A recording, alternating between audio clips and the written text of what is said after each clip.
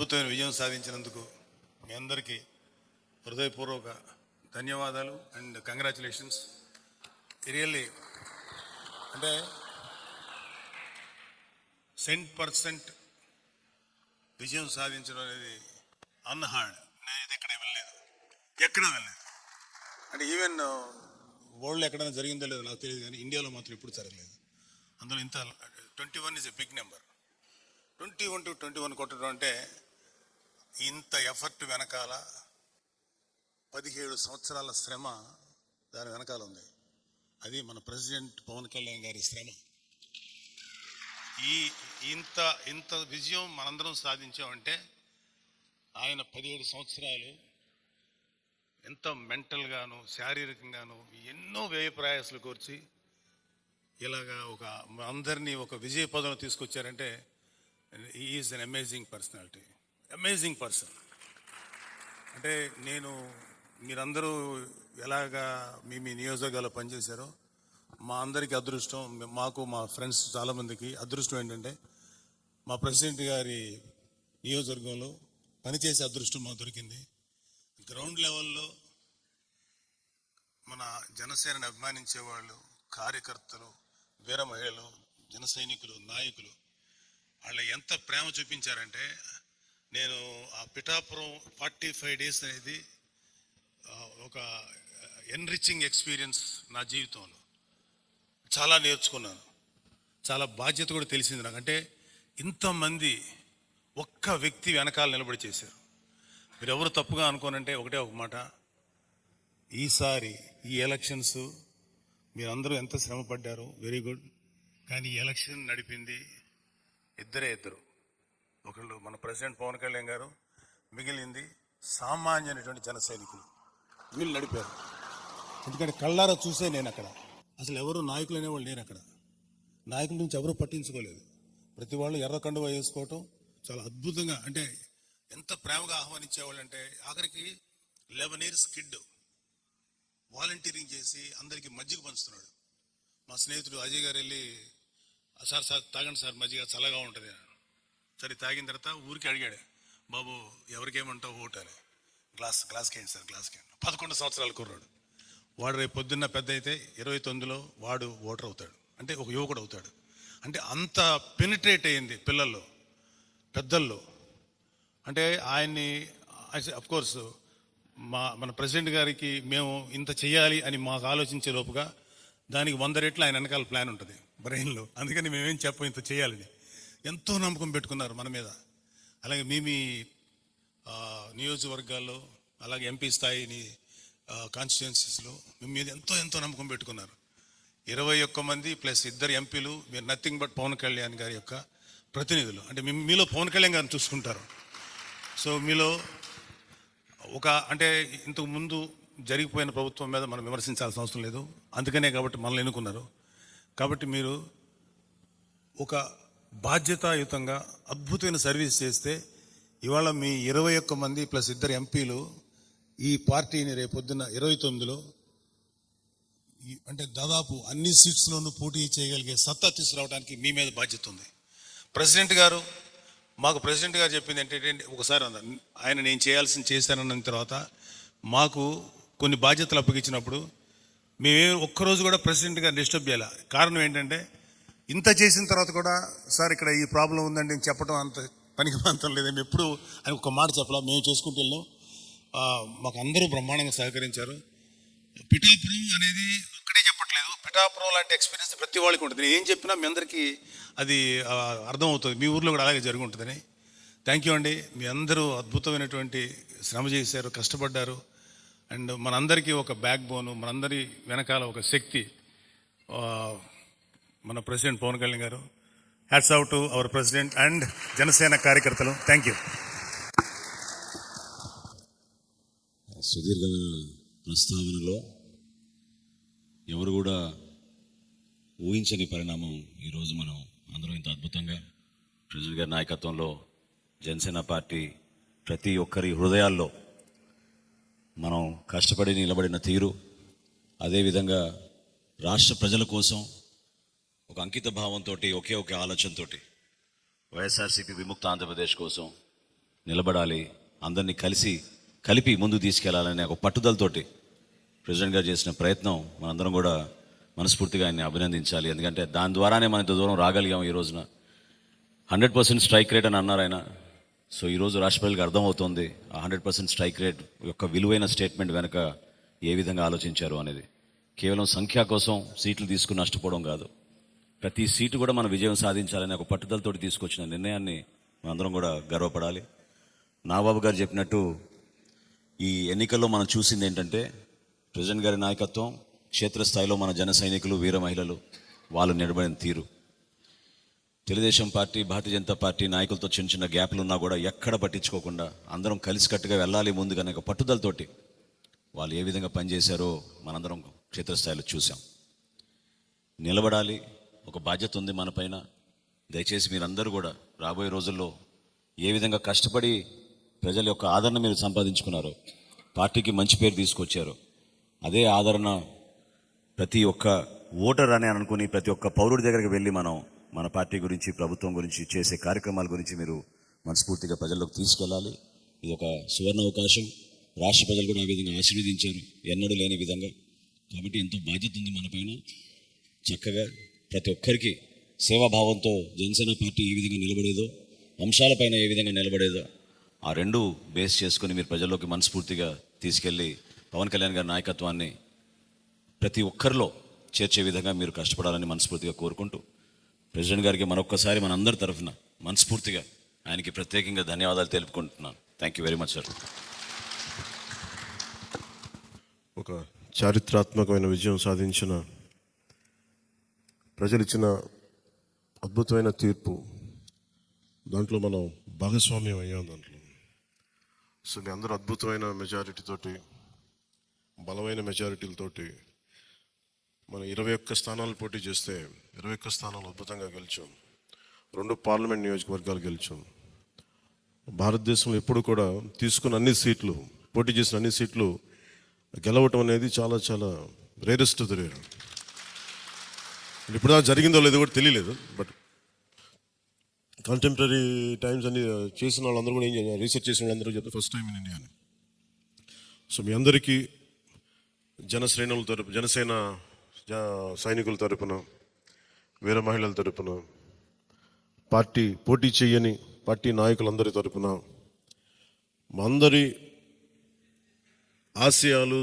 ఆశీస్సు మీరు తీసుకెళ్తున్నారు ముందుకు వెళ్ళిపోతాను. అంటే మీరు ఒక్కళ్ళే వెళ్ళట్లేదు అసెంబ్లీకి.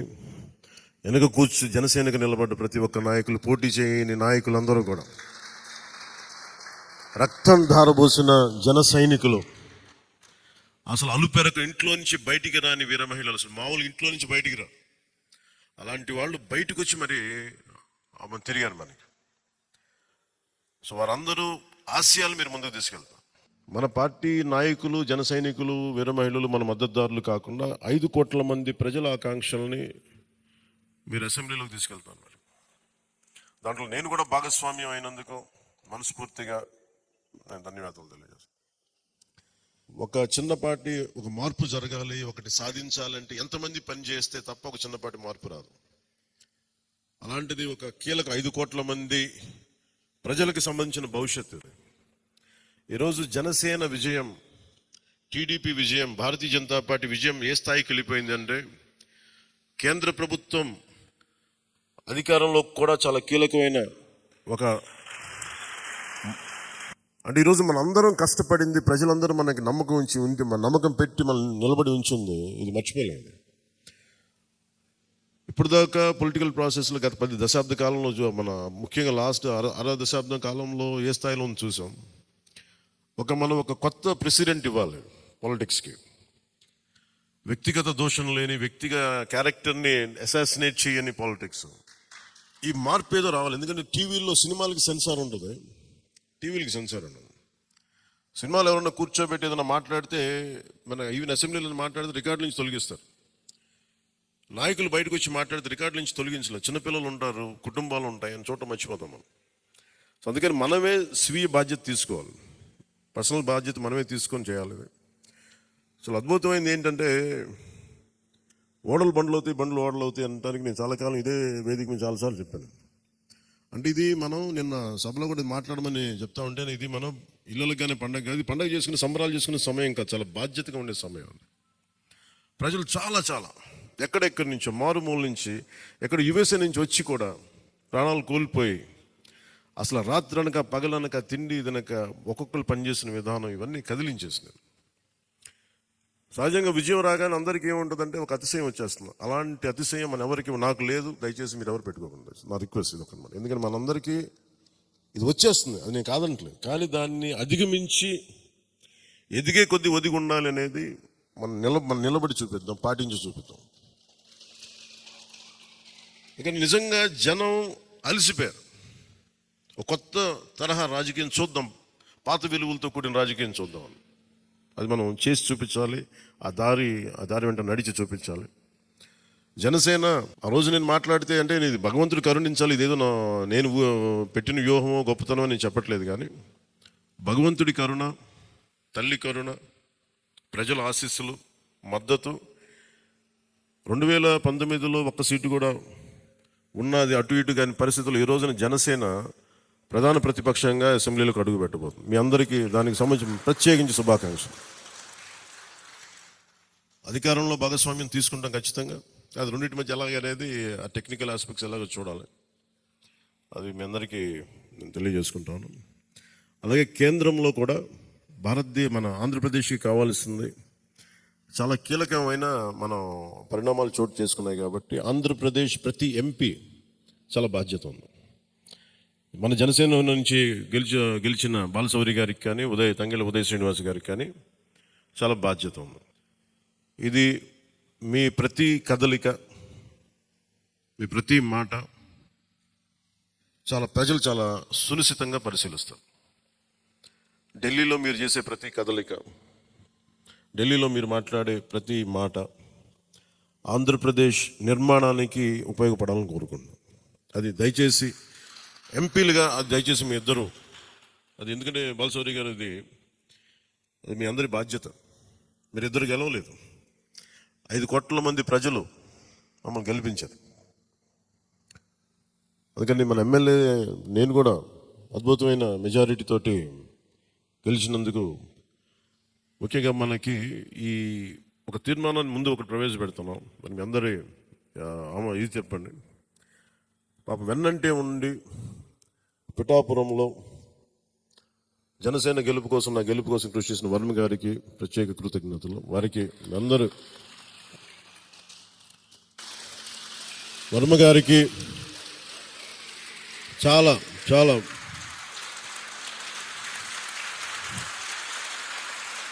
వర్మ గారా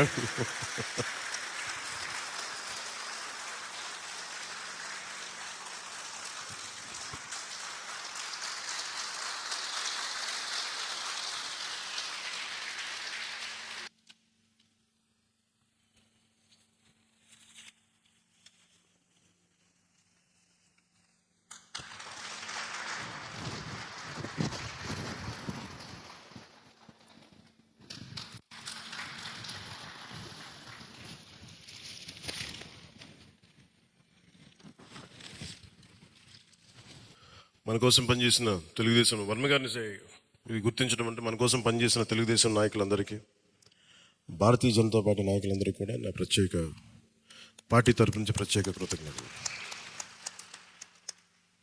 అలాగే జన సైనికులకి ప్రత్యేకించి మీరు పడ్డ శ్రమ, కృషి మేము మర్చిపోలేం. మమ్మల్ని గుండెల్లో పెట్టి చూసుకుంటాం. మీ భవిష్యత్తు కానీ మీ బాధ్యత మీకు ఎలా ఉండాలనేది మేము గుండెలో పెట్టి చూసుకుంటాం. అలాగే మా ఆడపడుచులకి, వీర మహిళలకి, యువతులకి జనసేన కోసం మీరు పడ్డ శ్రమ మేము మర్చిపోలేం. మీ అందరికీ కూడా నా ప్రత్యేక ధన్యవాదాలు, కృతజ్ఞతలు. మీ శ్రమని, మీరు చేసిన ఈ కృషిని మేము మర్చిపోం.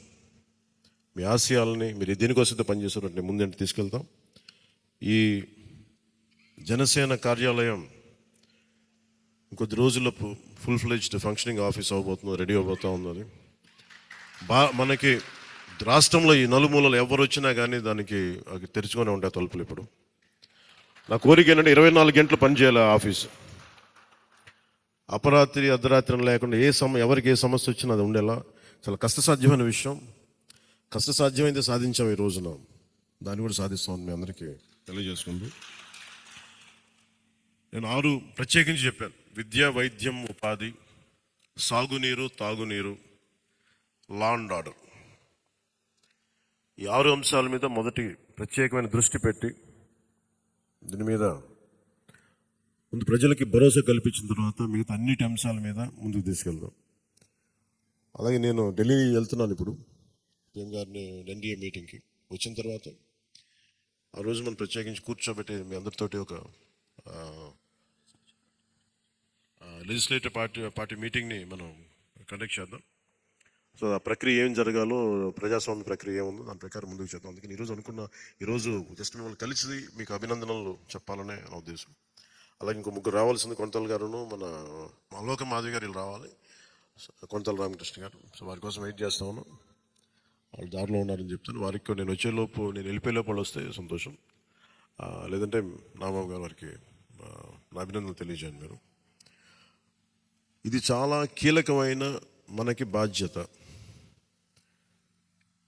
ఇది అంచెలంచెలుగా ప్రజల ఆకాంక్షల్ని నెరవేర్చే చాలా గొప్ప విలువైన ఒక అసెంబ్లీ స్థానాలు మనకిచ్చారు. ఒక్క అసెంబ్లీ స్థానం ఇవ్వకపోయినా ఇంత దాకా పట్టుకొచ్చాం. ఈ రోజున 21 ఇచ్చారు మనకి. ఇది ఈ అందరూ అనుకున్నప్పుడు ఏమనుకున్నారు, భారతదేశంకి కీలకమైపోయింది ఆంధ్రప్రదేశ్ ఎన్నిక.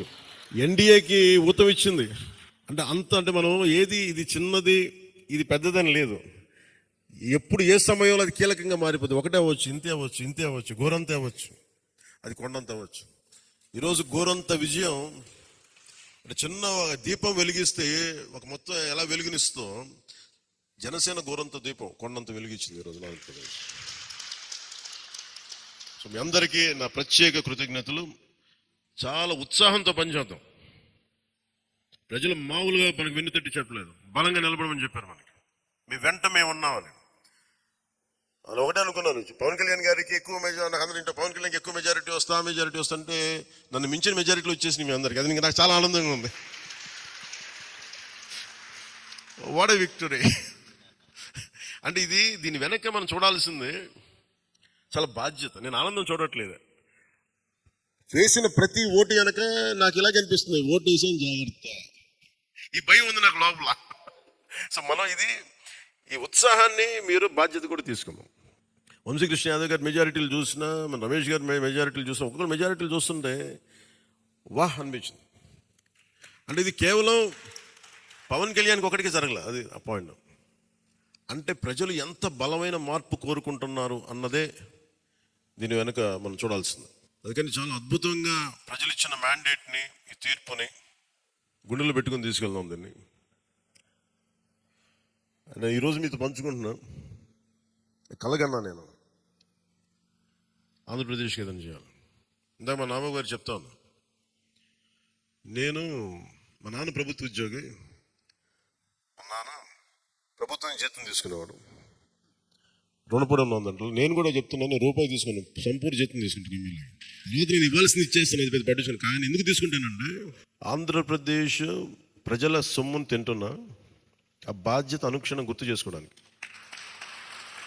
ప్రతి రూపాయికి రేపు పొద్దున నన్ను ప్రజలు చొక్కా పట్టుకుని నిలదీయాలి. అందుకని తీసుకుంటున్నాను. నీకు డబ్బులు ఇచ్చారో మా ట్యాక్స్ పెయిడ్ మనీతోటి నువ్వు ఎందుకు పని చేయట్లేదు అని ప్రజలకు హక్కు ఉండాలట్టడానికి కోసం నేను డబ్బులు తీసుకుంటాను.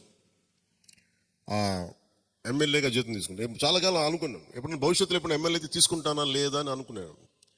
నాకు రూపాయి జీతం తీసుకుంటానని అలా కాకుండా నేను సంపూర్ణ జీతం తీసుకుంటాను.